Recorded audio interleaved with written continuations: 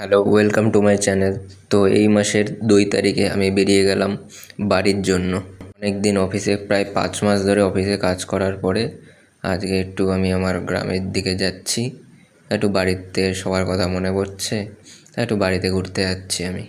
তা আমি এখন ম্যাঙ্গালোর থেকে এখন আগে যাব আমি পুনেতে। পুনের থেকে কলকাতার ফ্লাইট আমার। এই ম্যাঙ্গালোর এয়ারপোর্টটা খুব সুন্দর, একদম পাহাড়ের উপরে। এই আমি ম্যাঙ্গালোর এয়ারপোর্টে পৌঁছে গেলাম।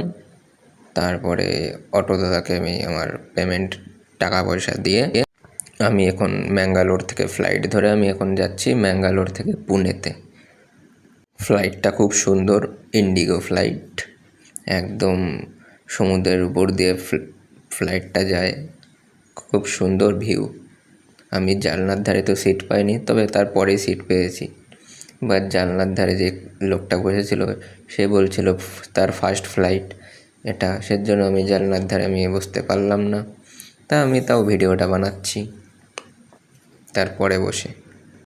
এবার সেও ভিডিও বানাচ্ছে, আমিও ভিডিও বানাচ্ছি। আকাশটা খুব সুন্দর, পুরো মেঘ হয়ে আছে ওয়েদার। শুনছি কলকাতায় নাকি খুব গরম, তবে এখানটায় খুবই মোটামুটি খুব সুন্দর ওয়েদার।